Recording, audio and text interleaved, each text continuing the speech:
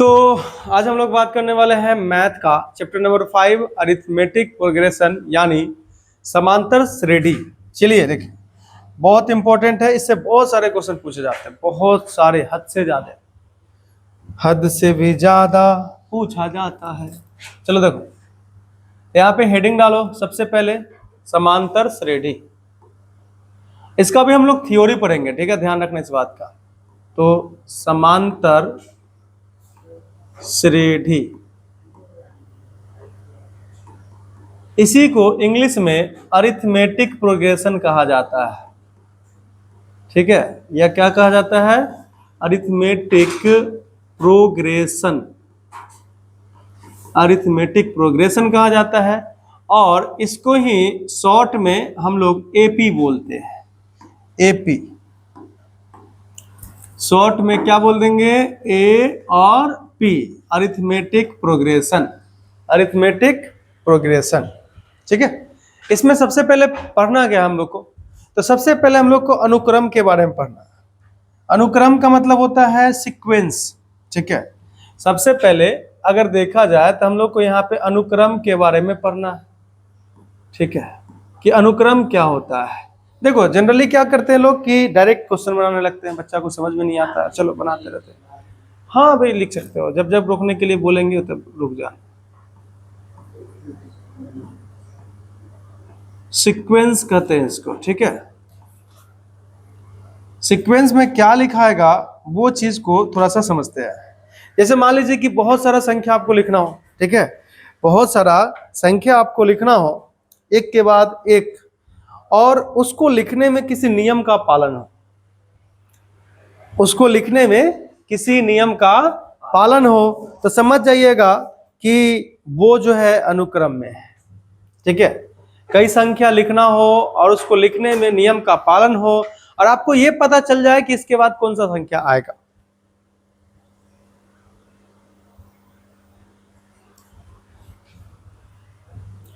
तो चलो लिखते हैं कि कई संख्या को, ठीक है, पहले यहां पे ना इसको बांट देते हैं, बंटवारा कर देते हैं, शक्तियों का बंटवारा कर दिया जाए।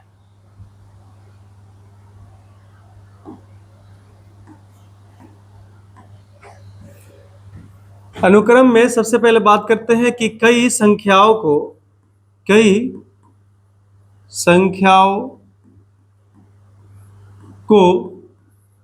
एक के बाद एक, एक के बाद एक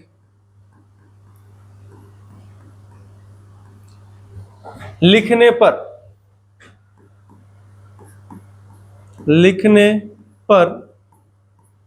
यदि किसी नियम का पालन हो, यदि किसी नियम का पालन हो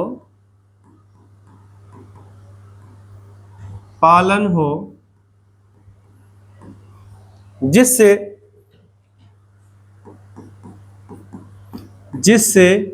अगली संख्या ज्ञात हो जाए, अगली संख्या ज्ञात हो जाए, ठीक है। ये संख्या लिखा गया, संख्या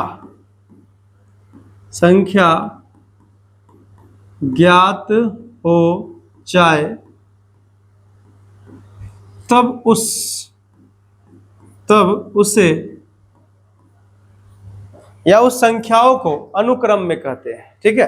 तब उसे अनुक्रम यानी सीक्वेंस में कहते हैं। इस बात का ध्यान दिया जाए। अब एक बार थोड़ा सा देख लो, इधर देखो, तो इधर रुक जाओ बाबू, थोड़ा देर रुक जाओ। जैसे में अगर मान लीजिए हम कुछ यहाँ पे लिखते हैं, जैसे बोला गया कि कई संख्याओं के एक के बाद एक लिखने पर यदि किसी नियम का पालन हो, ठीक है, जिससे यह अगली संख्या ज्ञात हो जाए, जिससे अगली संख्या क्या हो जाए? ज्ञात हो जाए, तो समझिएगा कि वो जो संख्या सब लिखा हुआ है वो किस में है? तो अनुक्रम में है, ठीक है, अनुक्रम में है। जैसे चलो तो लोग बता दोगे, खुद बता दोगे, ध्यान रखना इस बात का। यहाँ पे हम एक एग्जांपल ले रहे हैं, लिखना नहीं, ध्यान देना। यहाँ पे लिखा हुआ 1 2 3, बताओ अगला संख्या कौन? अगला संख्या कौन? अगला संख्या कौन? बात समझ में आ रहा है? तो यहाँ पे अगला संख्या मिल रहा था ना, क्योंकि तुमको भी पता है कि एक का अंतराल ले रहे हैं, एक का अंतराल लेके लिखाया जा रहा है, नियम चल रहा है एक तरह से, एक नियम का ये पालन कर रहा। चलो देखो दूसरा नंबर, मान लीजिए हम 2 लिखे, 4 लिखे, 6 लिखे, आगे आगे आगे 12, इस तरह से। तो आपको भी पता चल रहा है कि एक नियम का पालन कर रहा। चलो हम वो नहीं करके आगे ये भी कर लेते हैं कि बाबू रे -3 -6 माइनस मतलब 9 3 12 है ना। तो इस तरह से आपको अगली संख्या पता चल रहा। कहोगे एकदम हल्का हल्का वाला ले रहा है, चलो 5 वाला भी ले लेते हैं। 5 10 15 20 इस तरह का। तो ये जितना भी लिखाया आपको अगला संख्या पता चल रहा है ना। तो ये क्या है, ये जितना भी संख्या है सब अनुक्रम में है, ये जितना भी संख्या है अनुक्रम में है, ठीक है। ये जितना भी संख्या क्या है अनुक्रम में है। तो हम परिभाषा लिखना चाहते हैं किसका, तो समांतर श्रेणी का, समांतर श्रेणी का। इसी में कुछ ऐसा होगा अनुक्रम जो समांतर श्रेणी को पालन करेगा। यहां तो लगभग समांतर श्रेणी को ही पालन कर रहा है, ठीक है। लेकिन समांतर श्रेणी को अगर परिभाषित करना हो तो कैसे करेंगे, ध्यान दीजिएगा, ठीक है। तो यहां पे मैं लिख देता हूं समांतर श्रेणी। चलिए देखिएगा, समांतर श्रेणी, समांतर श्रेणी का परिभाषा लिखेंगे। इंग्लिश ऊपर लिख चुके हैं इसलिए बार बार नहीं लिखते हैं। लिखेंगे कि यदि कोई अनुक्रम, ठीक है, यदि कोई अनुक्रम इस प्रकार हो, यदि कोई अनुक्रम, ठीक है, संख्याओं का अनुक्रम लिखो या ऐसी ही अनुक्रम लिख दो, कोई दिक्कत नहीं है। यदि कोई संख्याओं का अनुक्रम, बहुत सारा संख्या है, चलो लिखते हैं, देखना लिखना नहीं अभी। यदि कोई संख्याओं का मतलब बहुत सारा संख्या होगा ना, हाँ, संख्याओं का अनुक्रम इस प्रकार संख्याओं का अनुक्रम, ठीक है। अनुक्रम के बाद हम कुछ संख्या ले लेते हैं। अनुक्रम A1, A2, A3, up to AN इस प्रकार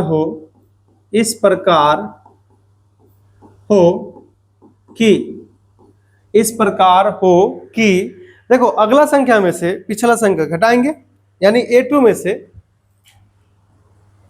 से कौन घटाएंगे बता दो। A2 में से कौन घटाओगे, A1, वेरी गुड। और देखो संख्या में से घटेगा कुछ ना कुछ तो आएगा, चलो ठीक है, कुछ ना कुछ आया। फिर हम क्या किए, A3 में से A2 घटाए, अगली संख्या में से पिछला संख्या घटा, ठीक है। तो A3 में से A2 घटा दिए। उसी तरह से आगे भी चलते चलेंगे। यहां पे ना एक चीज होता है, ध्यान रखना, ये AN है ना, ठीक है, ये AN है। AN से पहले कौन सा संख्या हो सकता है बताओ तो, AN-1 हो सकता है, ये ना होगा, AN-1, ठीक है, AN-1 होगा। तो बताओ यहां पे ध्यान से, इसमें बहुत सारा संख्या है, A4, A5, A6, A7, बहुत सारा है। तो उसमें से पिछला संख्या घटाएंगे, घटते जाएगा। और इसी तरह से हम कहां तक पहुंचेंगे, बताइए, AN में से कौन घटाओगे, AN-1 घटाओगे। तो AN-1 ये माला यहां पे लिख रहा है, ठीक है। और ये क्या आएगा, तो एक अचर पद आएगा, और वो सब सेम आएगा।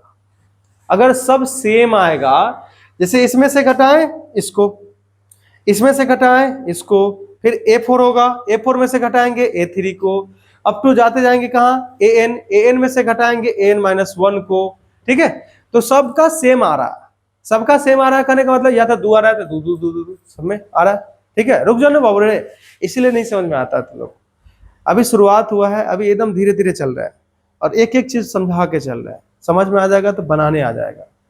तुम इधर से उधर करने लगे, फिर छापने लगोगे, क्या फायदा। हम बोले हैं रुकने के लिए, रुको।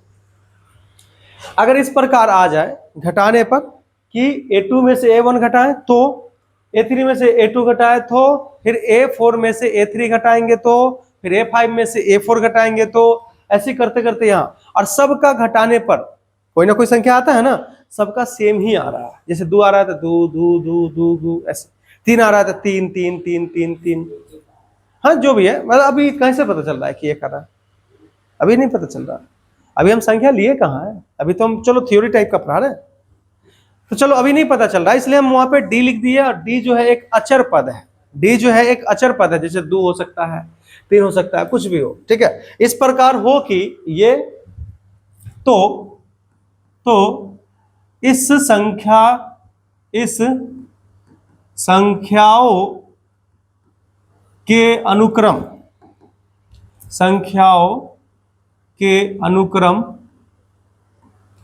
संख्याओं का अनुक्रम कौन है, ये लिखा हुआ है सो, ठीक है। अनुक्रम को समांतर श्रेणी में कहते हैं, समांतर श्रेणी में कहते हैं, समांतर श्रेणी में कहते हैं, ठीक है। अभी देखना आप लोग को एकदम पूरा एकदम पल्ले पड़ेगा, समझ में ना, एकदम ध्यान से देखना, बस ध्यान से देखते रहो। जैसे में देखो, हम अभी जो बोले हैं वो बात को यहाँ पे गौर करना। जैसे लिखा हुआ है 2 4 6 8 10 आगे तक जाएगा, ठीक है। चलो ठीक है, लिख दिया। तुमको क्या बोला गया कि अगला में से पिछला घटाओ, ये ना बोला गया है, अगला में से जस्ट पिछला घटाओ। बताओ तो 4 में से 2 घटाओ, कितना आएगा? चलो ठीक है, 2 आ गया, ये लिख दिया आप। 6 में से 4 घटाओ, 2 आएगा। 8 में से 6 घटाओ, 10 में से 8 घटाओ, सेम सेम आ रहा है। तो ये जो लिखा हुआ है 2 4 6 8 10 एक अनुक्रम है, अभी तुरंत समझा है कि अनुक्रम है ये। तो ये अनुक्रम के साथ साथ क्या है, अनुक्रम के साथ साथ क्या है बता दो, समांतर श्रेणी में भी है। ये समांतर श्रेणी जो है अनुक्रम का ही नाम है, ठीक है। तो ये अनुक्रम के साथ साथ ये कौन सा अनुक्रम में है, समांतर श्रेणी में है, समांतर श्रेणी में है। चलो हम आगे भी बात कर लेते हैं। दूसरा एग्जांपल यहां पे लिखा हुआ है 10, फिर लिखेंगे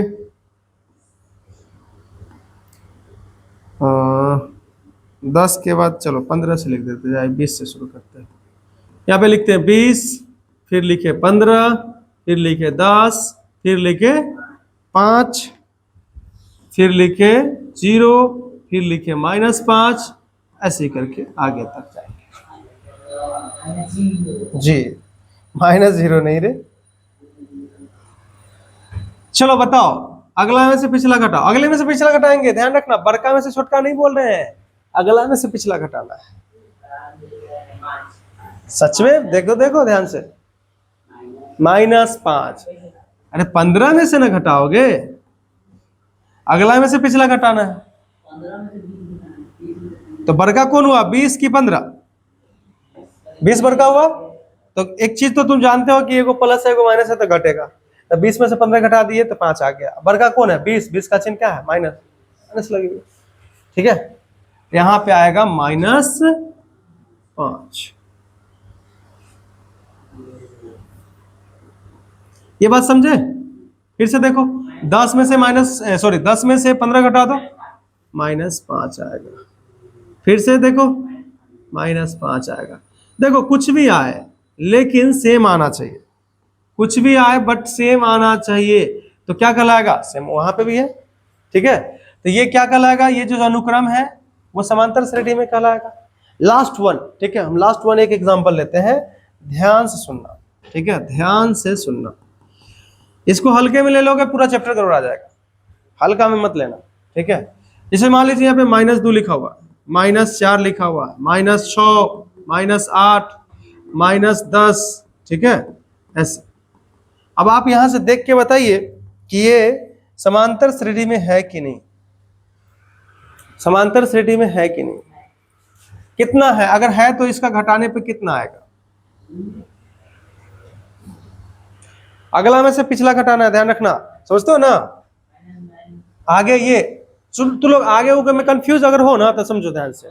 बाद वाला में से पहले वाला को घटाओ, बाद वाला में से पहले वाला को घटाओ। हाँ, बाद वाला कौन है? -4। और पहले वाला कौन है?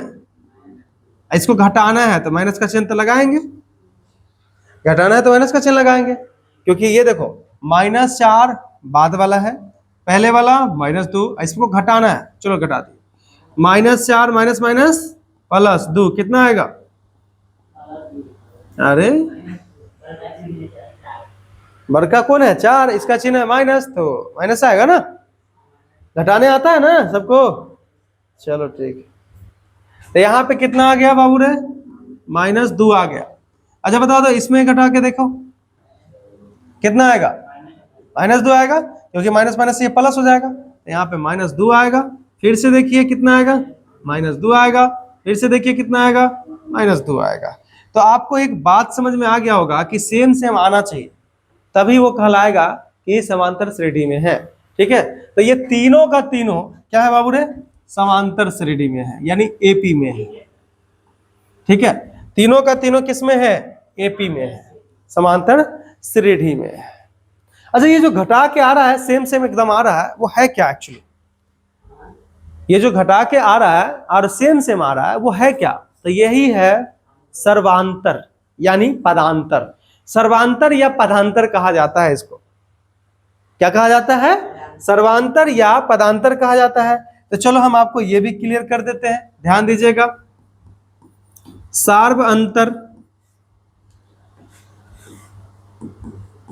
सार्वअंतर या पदांतर कहेंगे, और इंग्लिश में इसको कॉमन डिफरेंस कहते हैं,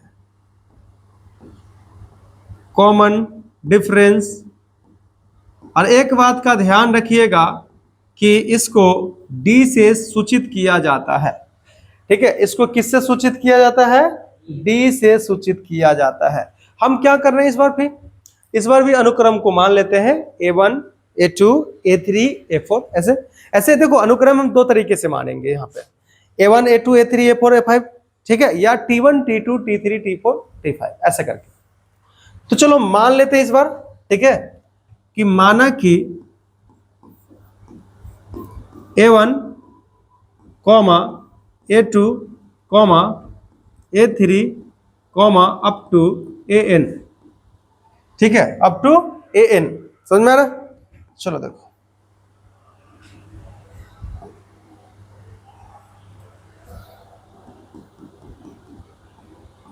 AN-1, उसके बाद AN, ये लिख दिए।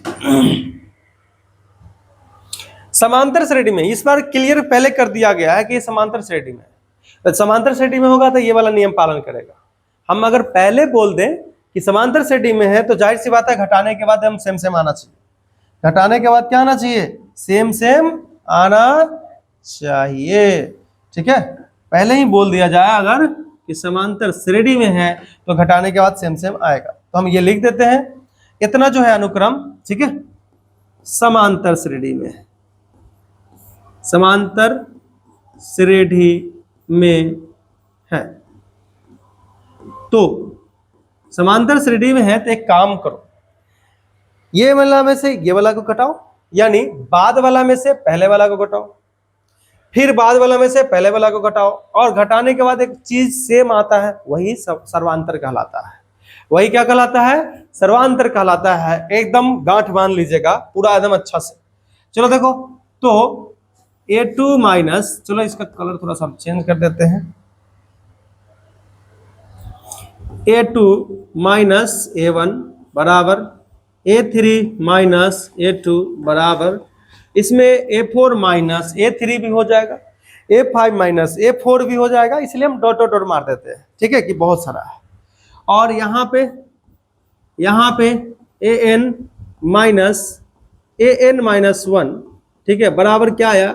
D आया। और यही D जो है सर्वांतर है, यही D जो है वो क्या है बाबू रे? सर्वांतर है।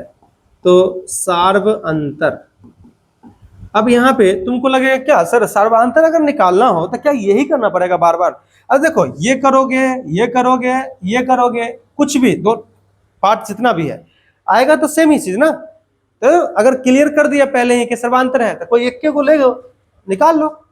जैसे मान लीजिए अगर हम सर्वांतर निकालना चाहते हैं तो 4 में से 2 घटा देंगे 2, और यहाँ पे घटाएंगे तो भी 2 ही आएगा, यहाँ पे घटाएंगे तो भी 2 ही आएगा।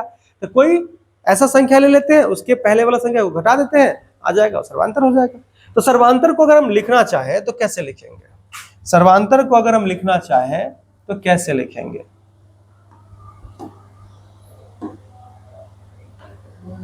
चलो देखो, सुनो तो ध्यान से। सर्वांतर बराबर क्या हो जाएगा? सार्व अंतर बराबर हो जाएगा, कोई भी एक संख्या ले लेंगे, कोई भी संख्या, कोई भी संख्या, या कोई संख्या लिख देते हैं, भी नहीं लिखते हैं इसमें, कोई संख्या माइनस पूर्ववर्ती संख्या। ठीक है, पूर्ववर्ती संख्या मतलब उससे पहले का संख्या, पूर्ववर्ती संख्या। ठीक है, पूर्ववर्ती हो गया, ये हुआ। अगर देखा जाए तो सर्वांतर को हम किससे संकेत कर रहे हैं? डी से। सर्वांतर को किससे संकेत कर रहे हैं? डी से। खासकर ज्यादा से ज्यादा हम लोग स्मॉल डी से संकेत करते हैं। ठीक है, तो सर्वांतर को डी से संकेत कर रहे हैं, डी, और आप उसमें से कोई एक उठा लीजिए, डी बराबर हम क्या बोले कि इसमें से कोई एक उठा लीजिए, आप a2 माइनस a1 ले लीजिए या a3 माइनस a2 ले लीजिए, कोई भी ले लीजिए। तो हम कोई एक ले लेते हैं, पहले के ले लेते हैं, क्या दिक्कत है? a2 माइनस a1 ले लेते हैं, a2 माइनस a1 ले लेते हैं। यहाँ पे a2 माइनस a1 ले लिया गया। तो ये जो आया, ये जो आया इसको क्या बोलेंगे बता दीजिए?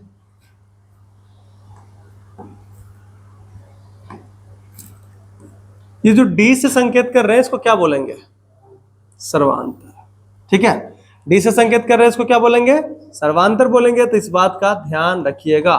ठीक है, सार्व अंतर, सार्व अंतर जी, या पदांतर, जिसको कॉमन डिफरेंस कहा जाता है, कॉमन डिफरेंस कहा जाता है। एक चीज क्लियर कर देते हैं, ध्यान दीजिएगा कि सार्व अंतर को डी से सूचित किया जाता है। तो सार्व अंतर को डी से सूचित किया जाता है या संकेत किया जाता है। सार्व अंतर का मान क्या क्या हो सकता है बता दीजिए तो? सार्व अंतर का मान क्या क्या हो सकता है? अभी देखो हम आपको बताएं तो क्या आया, धनात्मक वही आया, ऋणात्मक भी आया, है ना? ये प्लस में आया, माइनस में आया, जीरो भी आ सकता है, जीरो भी आ सकता है, लेकिन जीरो वाला कभी देता नहीं है, बट मान के चलिए कि जीरो भी आ सकता है। तो वो चीज हम लिख देते हैं आपको, ठीक है, यहाँ पे कि सार्व अंतर का मान, सार्व अंतर का मान क्या क्या हो सकता है बता दीजिए? शून्य,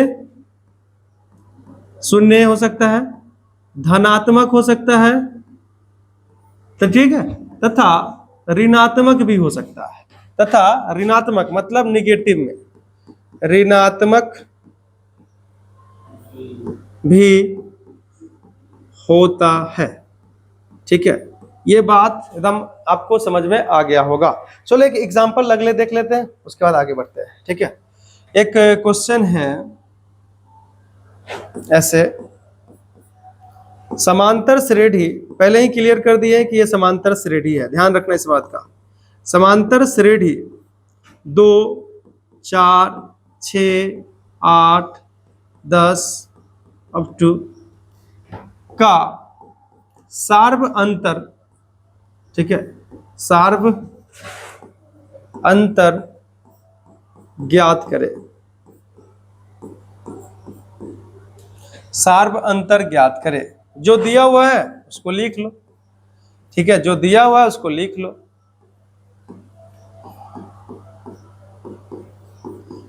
ऐसे तो तुरंत समझ में आ रहा होगा क्या होगा, क्या होगा बताओ तो? सर्वांतर, इसमें सर्वांतर क्या होगा? 2 हो जाएगा, है ना, क्योंकि कोई एगो में से एगो को घटा दो, जस्ट पीछे वाला ही घटाना है, ध्यान रखना इस बात का। तो सर्वांतर D बराबर क्या हो जाएगा, A2 माइनस A1। अगर ये A1 है तो ये A2 होगा, तो 4 में से 2 घटा दो, कितना आएगा, 2 आएगा। यानी सर्वांतर यहाँ पे 2 आ गया। सर्वांतर कितना आ गया, 2 आ गया। कोई दिक्कत, कोई डाउट? चलो ठीक है। एक क्वेश्चन और है जो कि तुम लोग बनाओगे, ठीक है, कि 9, 14, 19, 24 समांतर श्रेणी में है, समांतर श्रेणी में है, तो इसका सार्व अंतर ज्ञात करें, इसका सार्व अंतर ज्ञात करें। ठीक है ये बात, चलो लिखो, वेरी गुड।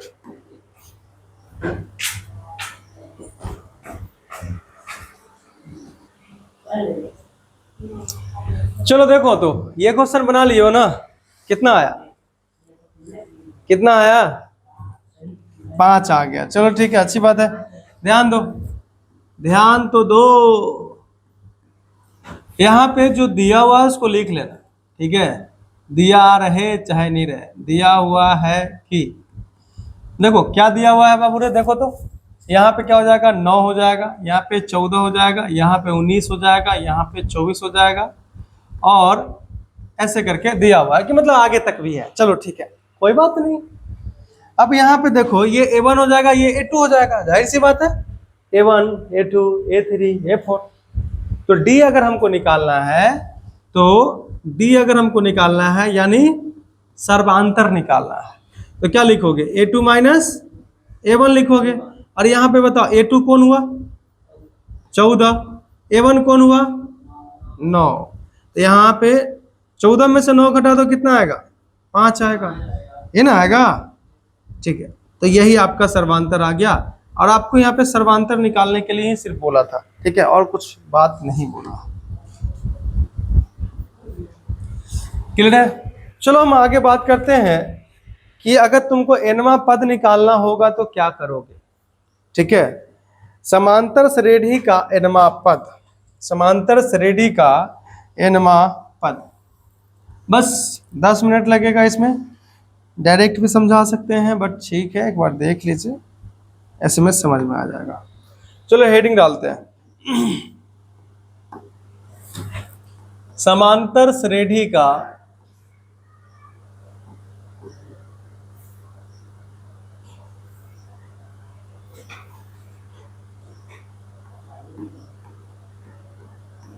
चलो देखो, समांतर श्रेणी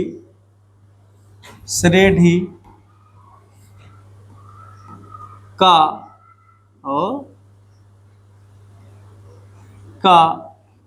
nवां पद,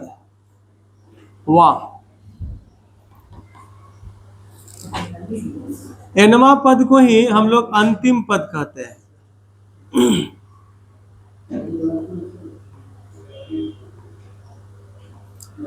nवां पद को ही हम लोग क्या कहते हैं, अंतिम पद कहते हैं। अच्छा, यहाँ पे एक बात ध्यान रखिएगा, प्लीज शांत हो जाइए। यहाँ पे एक बात को ध्यान रखिएगा कि जो nवां पद है या अंतिम पद है, उसको हम लोग या तो an से संकेत करते हैं या tn से। ठीक है, nवां पद को या तो an से संकेत करते हैं या तो tn से संकेत करते हैं। ठीक है, ये दोनों बात दिमाग में बिठा के रखना है, क्योंकि किताब में कभी कभी an दे देता है, an ऐसे। समझे कि नहीं समझे? हो गया? अरे तुम लोगों में से कौन कौन सोमवारी किया, कोई कुछ मांगा होगा कि नहीं, जाके अगला बार से करेगा ना। चलो अच्छी बात। कोई बात नहीं। देखो यहाँ पे ध्यान से, हम लोग यहाँ पे क्या करते हैं कि एक समांतर श्रेणी का अनुक्रम को मान लेते हैं, समांतर श्रेणी को मान लेते हैं। और इस बार हम क्या करेंगे, A1, A2, A3, A4 से नहीं मानेंगे, हम T1, T2, T3 से। लेकिन एक बात दिमाग में बैठा कर रखना, जैसे T1 यानी A1, T2 यानी A2, T3 यानी A3, Tn यानी An। किताब में कभी कभी ए से दे देता है, कभी कभी टी से दे देता है, हम टी से लेके चलते हैं, लेकिन आप ध्यान रखिएगा। तो यहाँ पे माना कि समांतर श्रेणी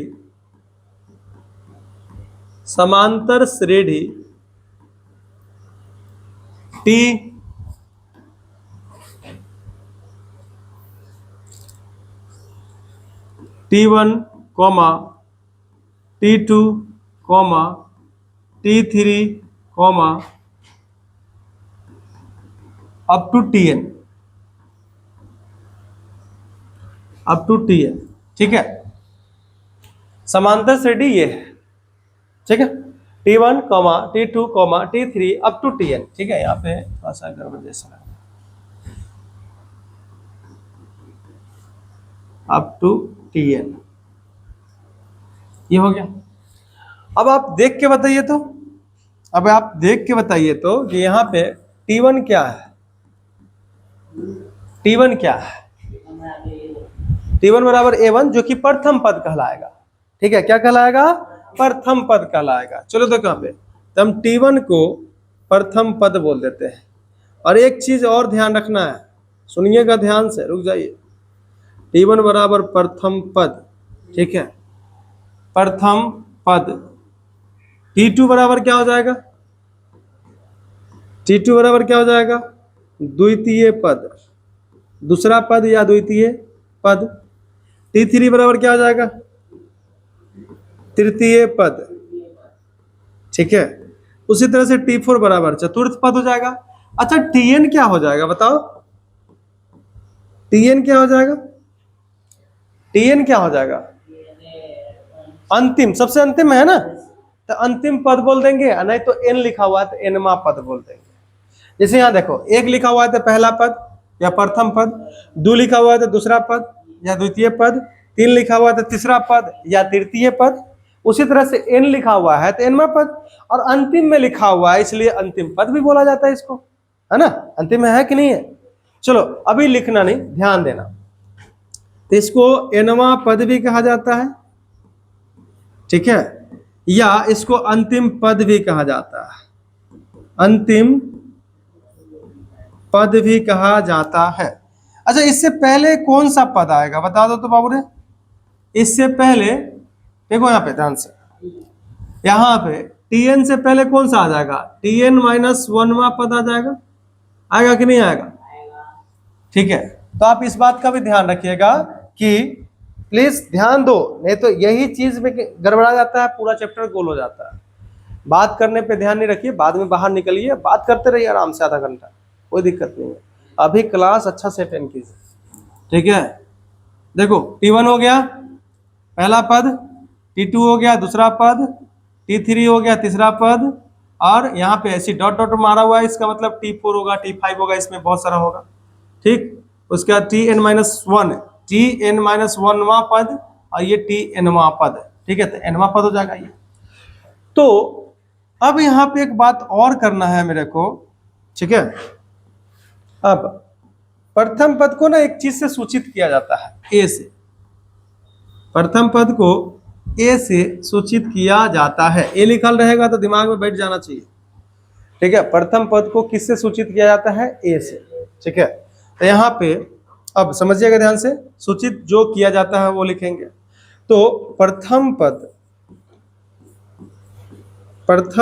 बराबर, जो कि T1 है यहाँ पे, ठीक है।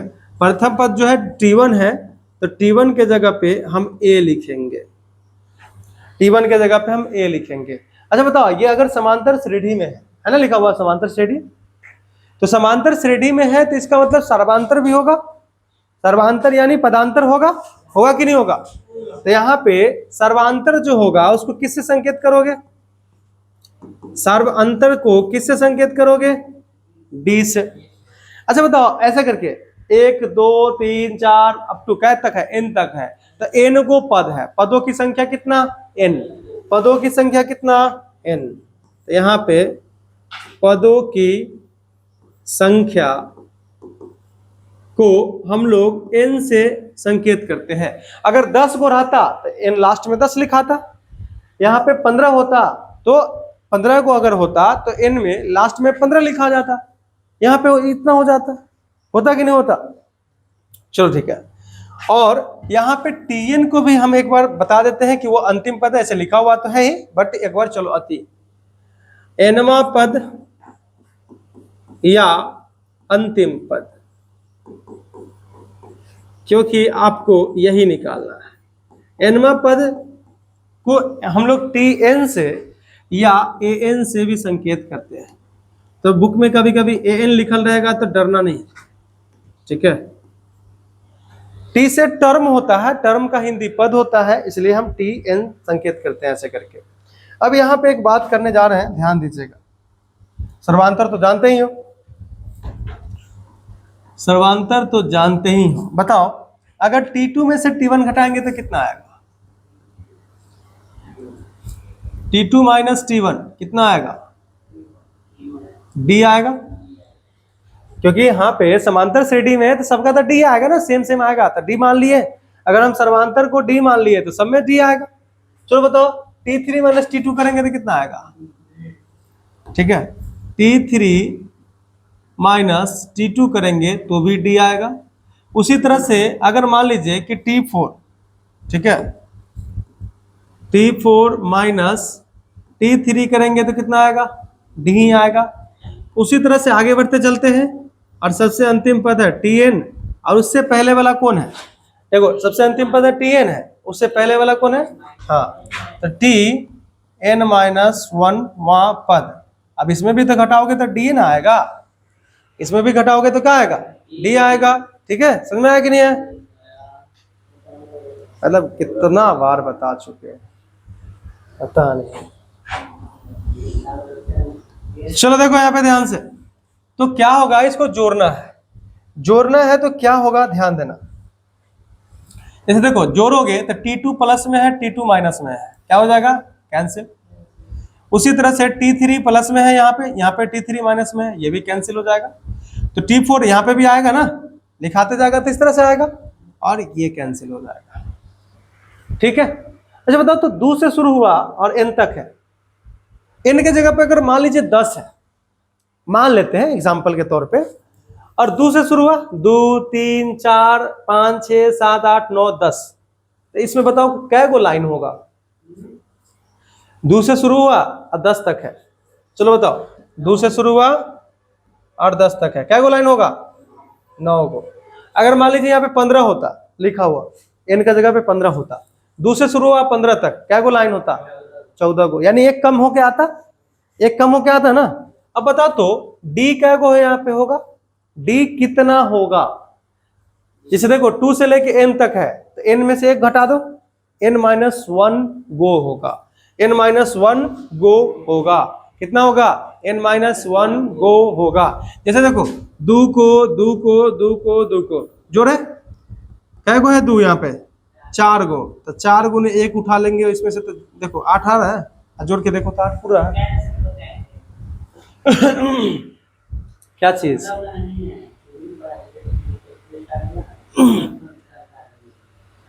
चलो देखो यहाँ पे, तो यहाँ पे देखो 2 कै गो है? 2 कै गो है? 4 गो, इसलिए 4 लिख दिए, और 2 एगो 2 उठा लिए। देखो तो 4 दूना 8, जोड़ के देखो 2 2 4 2 6 2 8, और मान लीजिए 2 कै गो रहता? 5 गो रहता।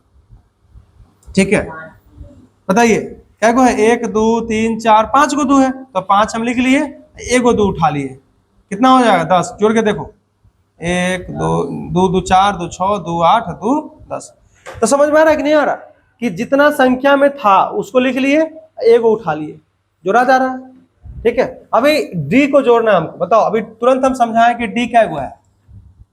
d क्या गो है बताओ? नहीं, हम आपको उस समय मानने के लिए बोले थे कि यहाँ पे 10 है, तो अब 9 गो था। अभी तो n है ना, तो 9 क्यों हुआ था? 10 माने थे तो एक घट गया था, 15 माने थे तो एक घटा था, है ना, 20 मानेंगे तो 19 हो जाएगा। उसी तरह से n अगर है तो यहाँ एक घट जाएगा, तो n माइनस 1। अरे देखो क्या गो हुआ? तो d जो हुआ वो n माइनस 1 को हुआ, और एगो d उठा लो, एगो d उठा लो। क्लियर है ये? अब यहाँ पे देखो बाकी सब तो कट गया, एगो Tn बचा, एगो T1 बचा। तो Tn जो है वो प्लस में बचा है और T1 जो है वो माइनस में बचा है, ये लिख दिए। क्लियर है ये बात? ध्यान दो। अब बताओ तो Tn को तो Tn ही रहने दो, nवां पद अंतिम पद Tn या n से संकेत करते हैं, तो Tn को हम Tn ही रहने दिए। बताओ तो यहाँ पे T1 क्या है? T1 क्या है बोलो? T1 क्या है? T1 क्या है? प्रथम पद। प्रथम पद को किससे संकेत कर रहे हैं? A से। तो यहाँ पे T1 की जगह पे क्या लिखोगे? A बराबर n-1 इंटू डी। अच्छा D क्या है? D क्या है? सार्व अंतर। D क्या है? सार्व अंतर। अच्छा बताओ A जो है माइनस में, उधर भेजेंगे तो प्लस में। यहाँ पे Tn बराबर A प्लस, क्योंकि ये भी प्लस में है, n-1 इंटू डी। ठीक है, ये जो आया यही है आपका nवां पद यानी अंतिम पद का फॉर्मूला। Tn मतलब अंतिम पद, देख लीजिए Tn nवां पद या अंतिम पद। तो Tn बराबर A क्या है? प्रथम पद। n क्या है? पदों की संख्या। देख लो यहाँ पे पदों की संख्या को n कहते हैं। चलो फिर से हम यहाँ पे लिख देते हैं चाहो तो, जहां Tn बराबर nवां या अंतिम पद, ठीक है। A बराबर क्या हो जाएगा? प्रथम पद। A बराबर प्रथम पद। n क्या हो जाएगा? पदों की संख्या। क्या गो पद है? पदों की संख्या। अगर मान लीजिए 10 पद बोलता तो n बराबर 10 लेते हैं। और यहाँ पे D क्या है? तो D है सार्व अंतर।